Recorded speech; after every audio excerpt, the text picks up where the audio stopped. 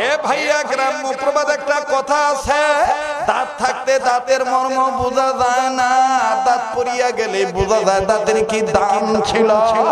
আমার বন্ধুগণ আজকে বাপ মা বাঁচিয়া রয়েছে তাই বুড়া বুড়ি কইয়া পার পাও। এই বাপ মা যার নাই ওরে জিগে দেখো কত অভাবে আছে। এ বাজান এই বরিশাল বিভাগে আসার জন্য আজ থেকে 8-9 বছর আগের ঘটনা। আমার বন্ধুগণ ক্যাসেটের মাধ্যমে যে ওয়াজটা শুনছিলেন, এখন তো বাজান পদ্মা সেতু হইয়া গেছে। আজ থেকে 8-9-10 বছর আগের ঘটনা। বাজানো মামা ফেরিঘাটে ফেরি তুলছি, পদ্মা নদী পাড়ি দেব, এই পারে আসবো, বয়ানে আসবো। ও বাজান আমার গাড়ির আগে পিছনে গাড়ি উঠলো, কয়েকটা অ্যাম্বুলেন্স উঠলো। আমার বন্ধুগণ একটা অ্যাম্বুলেন্স দেখলাম বাবা, এই অ্যাম্বুলেন্সের 2 সাইডে লেখা লাশবাহী গাড়ি, পিছনে লেখা মৃতদেহ পরিবহন। আমার বন্ধুরে কিন্তু লাশ আছে না নাই বুঝলাম না, ভালো করে খেয়াল করিয়া দেখলাম বাজান ওই গাড়ির সামনের লুকিং গ্লাসের নিচে লাল কাপড় বাঁধা। খেয়াল করিয়া শুনিও মায়ের ভক্তরা, দেখো মাজার নাই তার যে কত অভাব। এ বন্ধু লাল কাপড় দেখার পরে বুঝতে আর বাকি রইল না যে লাশ আছে। এই লাশ মহিলা মানুষের লাশ না পুরুষ মানুষের লাশ তাও জানলাম না। যাই হোক, লাশের জন্য দোয়া করি আপন গাড়িতে উঠলাম। আপন গাড়িতে উঠিয়া আমার বন্ধুরে পিছনের গ্লাস যখন নামায়া বাহিরের উন্মুক্ত হাওয়া গ্রহণ করব, ঠিক ইন দি মিন টাইম রে বাবা ওই পিছনের অ্যাম্বুলেন্স থেকে একটা বাচ্চার কান্নার আওয়াজ আমার কানে আইলো। ছোট্ট একটা বাচ্চা চিৎকার দিয়ে কিছুক্ষণ পর পর কান্দে আর ডাক দিয়ে বলে, আব্বু আব্বু আমার মায়ের তুমি কাঠের বাক্সে বইরা রাখছো কে লইয়া? ও আব্বু আমি আম্মুর কাছে যামো, আম্মুর দুধ খামো। আব্বু আমার মায়ের তুমি কাঠের বাক্সে বইরা রাখছো কে? ও বাজারে আওয়াজ শোনার পরে আল্লাহকে ডাক দিয়ে বললো, আল্লাহ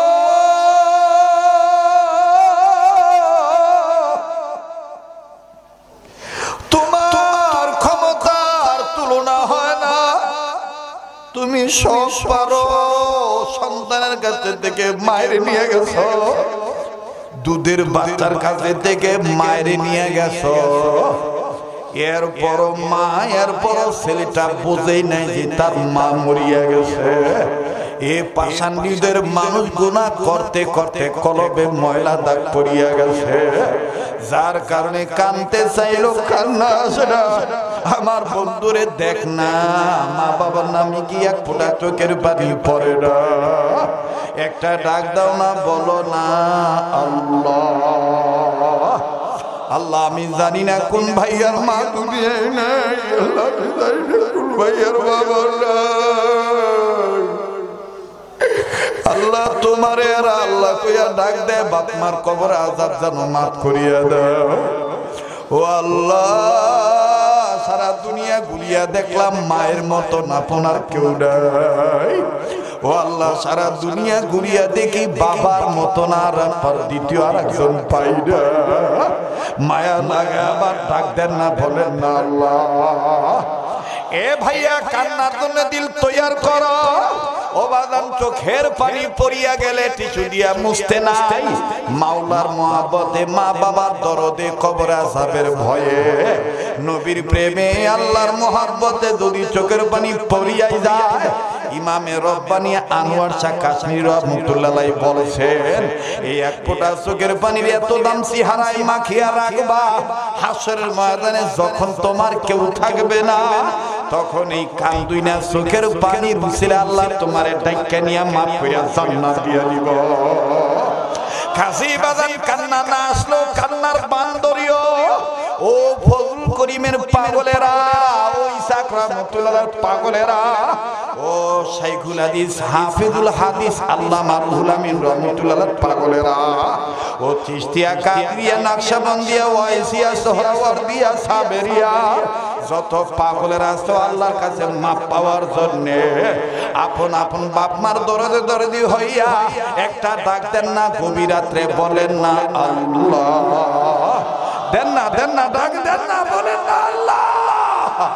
বাজানো কেউ কারো দিকে তাকাইয়েন না, আমার মাওলা মাফ করিয়া দিবে।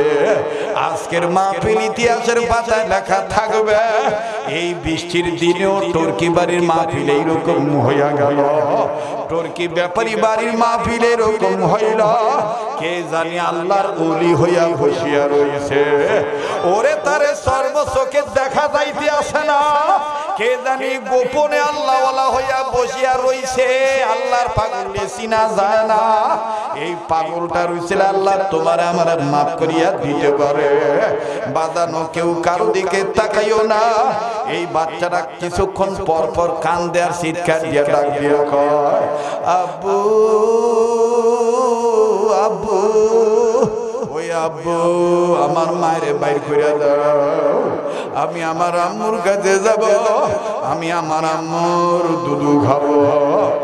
আর নিজে আওয়াজ শুনিয়া গাড়িতে থাকতেই পারলাম না, গাড়ি থেকে নামিয়ায় বাদাম রে চলিয়া গেলাম ওই অ্যাম্বুলেন্সের দিকে। আরে যাইতেই নজরে ধরা পড়ল অ্যাম্বুলেন্সের চতুর্দিকে নারী পুরুষ দাঁড়িয়ে রয়েছে। কত যুবক ওই মা মরা বাচ্চাটার কান্না দেখিয়া কান্দে। ও বাজান, এই বাচ্চাটাকে দেখার জন্য আমি সামনে গেলাম। পরিচিত ফেস ব্লু হওয়ার কারণে লোকেরা আমার সাইড দিয়ে দিল, আর অনেকে চিনিয়া ফালাইছে আমি শরীয়তপুরি। দেখায় কান্দর কয় হুজুর দেখেন মাওলার খেলা কেউ বুঝতে পারে না। মা চলিয়া গেছে, সন্তানটা বোঝেই না, এখনো বাপের কামরায় খামসায় মায়ের কাছে যাইব, দুধ খাইব।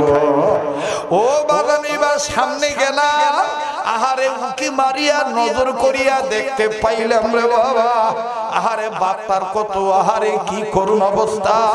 বাবার কোলের মধ্যে বাচ্চাটা বসিয়া রয়েছে, আর মায়ের লাশের বাক্সের কাছে আরো দুইটা বাচ্চা মেয়ে।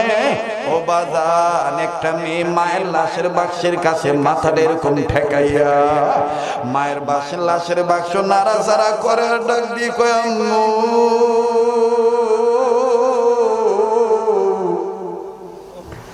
আব্বু বলে তুমি নাকি মরিয়া গেছো। ও আম্মু, আম্মু মরিয়া গেলে কি মেয়েদের সাথে কথা বলতে পারে না? আম্মু আব্বু দাদু বাড়িতে নিয়ে যাইতেছে, এই দেখো মাথার চুল আশ্রয় দেয় নাই। আম্মু তুমি না আমাদের চুল এলোমেলো দেখলে পাগলি বলে পিঠি দাও। ও আম্মু ভাইয়া দুধ খাওয়ার জন্য কাঁদতেছে। আব্বাই খালি কয় তোর মায় কইতনি দুধ খাইব, তোর মায় তো মরিয়া গেছে। ও আম্মু তুমি কেন উঠবা না?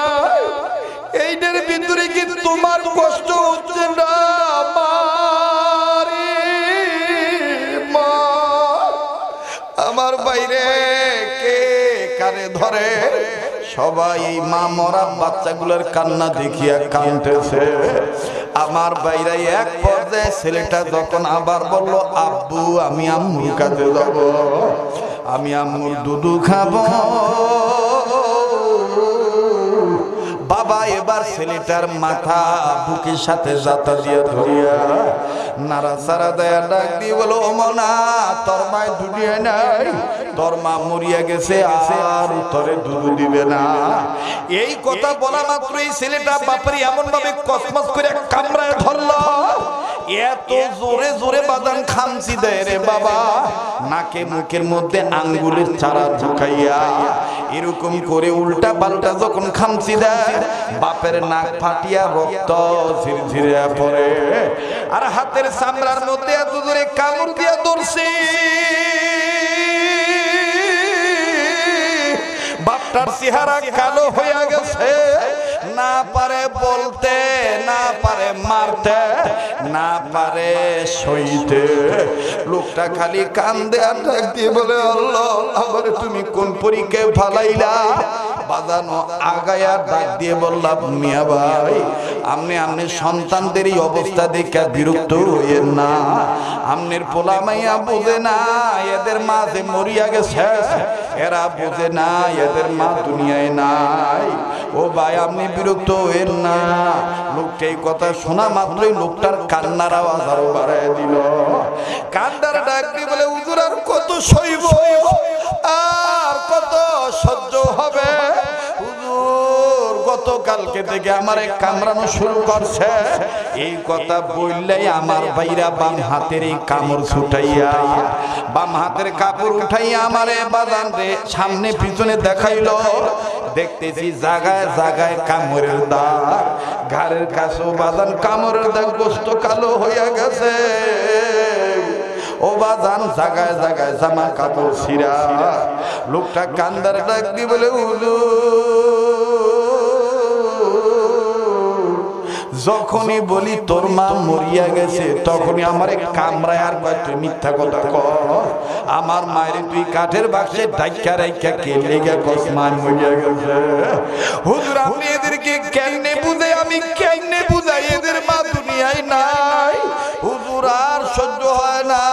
কান্দে লোকটা ডাক দিয়ে বলে হুজুর আপনারা সবাই এখানে আছে, আপনারা আমার লেগে একটু দোয়া কইরেন, আর একটা দোয়া করবেন দুনিয়ায় যেন কোনোদিন কোনো ছেলে মেয়ের কাছে থেকে মায়ের যেন বাপের আগে আল্লাহ না নিয়ে যায়।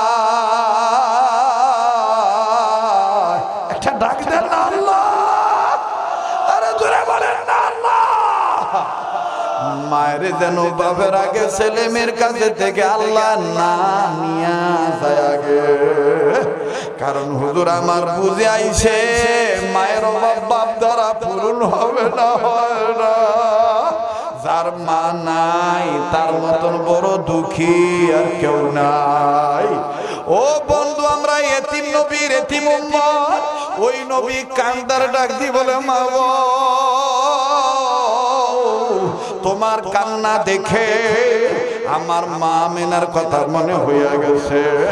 কাজী বাজার আজকে টর্কি বন্দর টর্কি ব্যাপারী বাড়ি এলাকায় হাফিজুল হাদিস আল্লামা রুহুল আমিন রাহমাতুল্লাহ আলাইহির মাহফিলে বাদান তার স্মৃতি স্মরণের মাহফিলে 3 দিন ব্যাপীর মাহফিলে শেষ মুনাজাত শেষ অধিবেশনে আমি আজকে দেখব কারা কারা মা বাবার নামে দোয়া করিয়া যাবেন।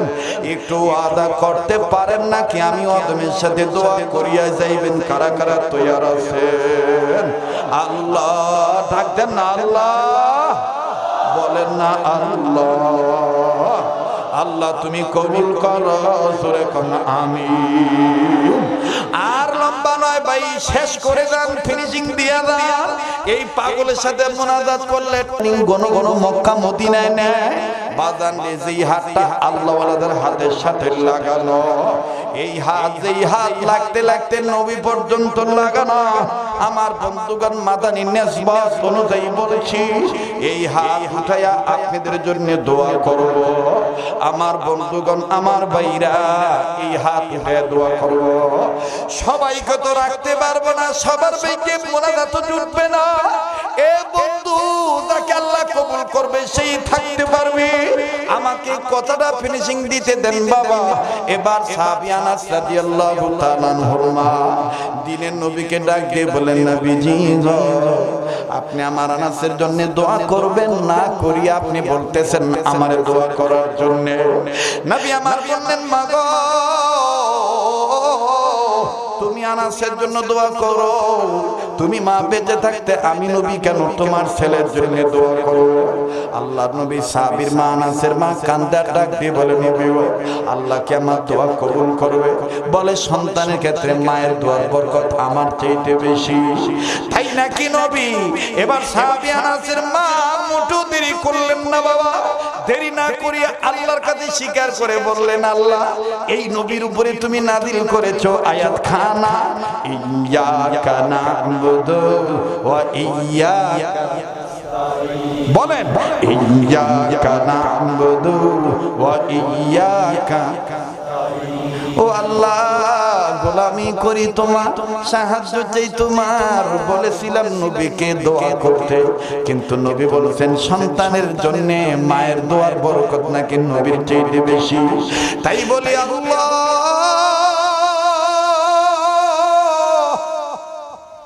আমার আনাসকে তুমি ধনী বানায় দাও। নবীজি বললেন আমিন। আবার আনাসের মা বললেন আল্লাহ আমার আনাসকে ধনী বানায় দাও। নবী বললেন আমিন। আবার বললেন আল্লাহ আমার আনাসকে তুমি ধনী বানায় দাও। নবী বললেন আমিন। তিনবার যখন আমিন বলা হয়ে গেল, এবার আনাসের মা দোয়া সমাপ্তি করলেন। দোয়া সমাপ্তি করার পর সাহাবী আনাসের মা ডেকে ডেকে বললেন পৃথিবীর মানুষ রে, আমার ভাইরা কিতাবের মধ্যে পাওয়া যায়। সাহাবী আনাসের মা ডাক দিয়ে বললেন পৃথিবীর মুসলিম উম্মাহ ও নবীর দরদি উম্মতেরা শোনা, দরদি নবীর দরদি উম্মতেরা শোনা, আমি মায়ের দোয়ার বরকত রেজাল্ট পাইলাম 1 বছর পরে। 1 বছরের মধ্যে আল্লাহ তাআলা আমার আনাসকে ধনী বানাইলো। কেমনে ধনী বানাইলো জেনে নাও, জেনে নাও, জেনে নাও। আমি আনাসের মা শোনায় দেই। সাহাবী আনাসের মা ডাক দিয়ে বললেন পৃথিবীর মুসলিম উম্মাহগণ, আমি আনাসের মার দোয়ার বরকত আর নবীজির আমিন বলার বরকত আল্লাহ পাক 1 বছরের মধ্যে রেজাল্ট দিল। কেমনে দিল? অন্যান্য খাজুরের বাগানের প্রত্যেকটা খাজুরের গাছে খাজুর ধরাইতো আল্লাহ বছরে 1 বার। আর আমি মায়ের দোয়ার বরকতে, আমার নবীর আমিন বলার বরকতে, আমার আনাসের শত শত খাজুরের গাছে অনেকগুলি বাগানের মধ্যে আমার আল্লাহ আনাসের প্রত্যেকটা খাজুরের বাগানের প্রত্যেকটা খাজুর গাছে বছরে খেজুর ধরায় দিলেন আল্লাহ 2 বার। লা ইলাহা ইল্লাল্লাহ, জোরে লা ইলাহা, আরো জোরে লা ইলাহা, জোরে জোরে লা ইলাহা। কেউ নড়বেন না, উঠবেন না, আমি এক্ষুনি দোয়া করে দেবো কয়েক মিনিটের মধ্যে। লা ইলাহা ইল্লাল্লাহ, জোরে লা ইলাহা। এতগুলো মানুষ জিকিরের আওয়াজ হয় না? জোরে লা ইলাহা ইল্লাল্লাহ, জোরে লা ইলাহা। চমৎকার, লা ইলাহা, আরো জোরে লা ইলাহা ইল্লাল্লাহ, জোরে লা ইলাহা। জবান খুলেন লা ইলাহা ইল্লাল্লাহ, জোরে লা ইলাহা, জোরে লা ইলাহা ইল্লাল্লাহ, লা ইলাহা,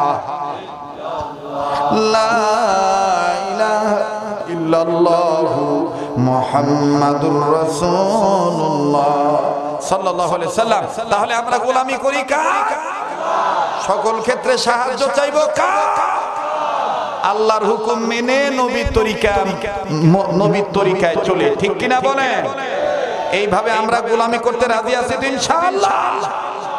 আল্লাহ পাক কবুল করেন, জোরে বলেন আমিন। যে